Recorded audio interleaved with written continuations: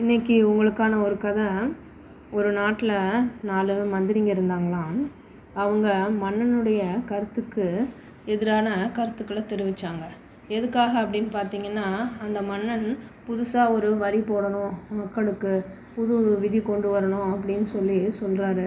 ஆனால் அது சரியில்லை அப்படின்றத உணர்ந்த மந்திரிகள் 4 பேரும் அதை எதிர்க்கிறாங்க. ஆனால் அதை புரிஞ்சிக்காமல் அந்த மந்திரிகள் மேலே கோவப்பட்டு அந்த 4 அரசவையிலேருந்து வெளியேற்றுகிறாரு மன்னர். அப்போ அவங்க 4 பேரும் தெரு வழியாக வந்துக்கிட்டு இருக்கும் பொழுது அங்கே ஒரு விலங்கினுடைய கால் சுவடை பார்க்குறாங்க. அப்போது அவங்க அதை பற்றி 4 பேருக்குள்ளே பேசிக்கிட்டு இருக்காங்க. அது என்னன்னு பார்த்தா, அந்த நேரம் பார்த்து ஒருத்தர் ஓடி வர்றாரு. ஐயா ஐயா, என்னுடைய ஒட்டகத்தை பார்த்தீங்களா அப்படின்னு கேட்குறாங்க. அப்போ முதல் மந்திரி சொல்கிறாரு, உன்னுடைய ஒட்டகத்துக்கு ஒரு கால் நொண்டியா அப்படின்னு. ஆமாங்க ஐயா அப்படின்னு சொல்கிறாரு.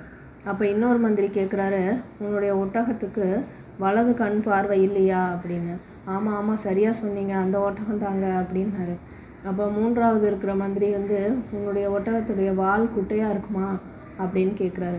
ஆமாங்க ஐயா, சரியாக சொன்னீங்க, அதுதான் என்னுடைய ஒட்டகம் அப்படின்னு. உன் ஒட்டகத்துக்கு வயிற்று வலி எதுவும் இருக்கா, தொந்தரவு இருக்கா அப்படின்னு கேட்குறாரு 4வது மந்திரி. ஆமாங்க ஐயா, அது ரொம்ப சிரமப்படுது அப்படின்னு சொல்கிறான். அப்போது நீங்கள் பார்த்தீங்களா என்னுடைய ஒட்டகம் எங்கே, அதை என்கிட்ட கொடுத்துருங்க அப்படின்னு கேட்குறான். இல்லை, நான் உங்களுடைய ஒட்டகத்தை பார்க்கவே இல்லை அப்படின்னா. என்னங்கய்யா சொல்கிறீங்க, என்னுடைய ஒட்டகத்துடைய அங்க அடையாளம்லாம் சரியாக சொல்கிறீங்க, ஆனால் என்னுடைய ஒட்டகத்தை காணோம், அது திருடு போயிடுச்சுன்னு கேட்டால் எங்களுக்கு தெரியாதுன்னு சொல்கிறீங்க அப்படின்னு. ஆமாப்பா, நாங்கள் உன்னுடைய ஒட்டகத்தை பார்க்கல அப்படின்னு சொல்கிறாங்க. உடனே இவர் என்ன பண்ணுறாரு, அரசர்கிட்ட கூட்டிகிட்டு போகிறாரு. இந்த 4 மந்திரியும் கூட்டிகிட்டு போய் நடந்ததை சொல்கிறாரு. அப்போ அரசர் கேட்குறாரு, அந்த ஒட்டகத்தின் சொந்தக்காரர் சொல்கிறது உண்மையா? நீங்கள் ஒட்டகத்தை பற்றி எல்லாம் சொல்கிறீங்க, ஆனால் ஒட்டகம் தெரியாது, எங்கே இருக்குன்னு தெரியாது, எங்ககிட்ட இல்லைன்னு சொல்கிறீங்க, ஏன் அப்படி சொல்கிறீங்க அப்படின்னு கேட்குறாரு. அப்போ முதல்ல இருக்க மந்திரி சொன்னார், அரசே, அந்த தெருவில் இருக்கக்கூடிய பாதச்சுவடை பார்த்ததும் அது ஒரு ஒட்டகத்துடையதுன்னு தெரிஞ்சு போச்சு. அது மட்டும் இல்லாமல் அதில் 3 பாதத்தின் சுவடுகள் தான் இருந்தது. அதனால தான் அதனுடைய ஒரு கால் ஊனம் அப்படின்னு நாங்கள் புரிஞ்சுக்கிட்டோம் அப்படின்னு சொல்கிறாரு.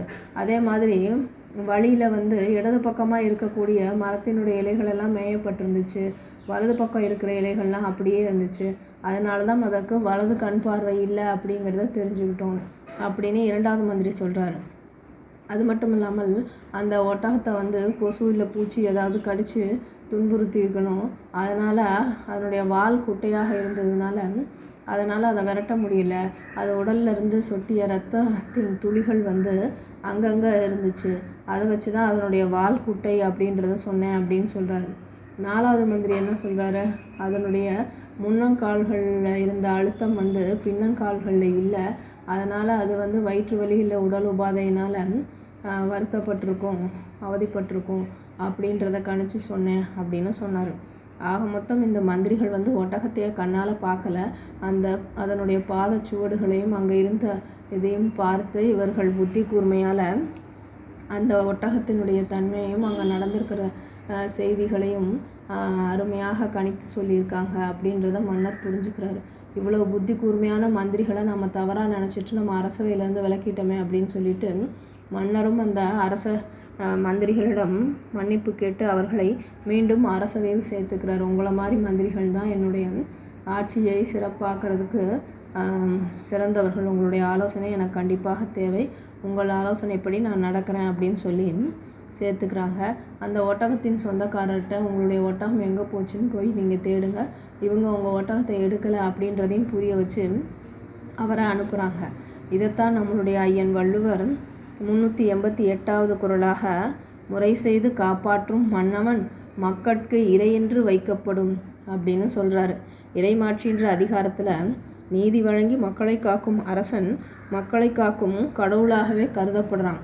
எப்போ அப்படின்னு பார்த்தீங்கன்னா, மக்களினுடைய தேவைகளையும் அவருடைய துன்பங்களையும் அறிந்து அவர்களுக்கு சரியானதொரு காவலனாக இருக்கும் பொழுது அவன் மக்களாலே கடவுளாக கொண்டாடப்படுகிறான் அப்படின்ற கருத்தை சொல்கிறாரு. அதனால் ஒரு நாடு செழுமையாக இருக்கணும், மக்கள் மகிழ்வோடு இருக்கணும் அப்படின்னா அந்த நாட்டினுடைய அரசன் சிறந்தவனாக இருக்கணும். அதற்கு நல்ல மந்திரிகள் ஆலோசனைக்கு அவர்களுடன் இருக்கணும். அதைத்தான் இந்த அரசன் உணர்ந்து மீண்டும் அந்த மந்திரிகளே தன்னுடைய அரசவையில் சேர்த்துக்கிட்டாங்க. அதனால் நாமும் எப்பொழுதும் ஒரு செயலை தெளிந்து ஆராய்ந்து செய்ய வேண்டும். நன்றி. மீண்டும் வேறொரு கதையுடன் உங்களை சந்திக்கிறேன்.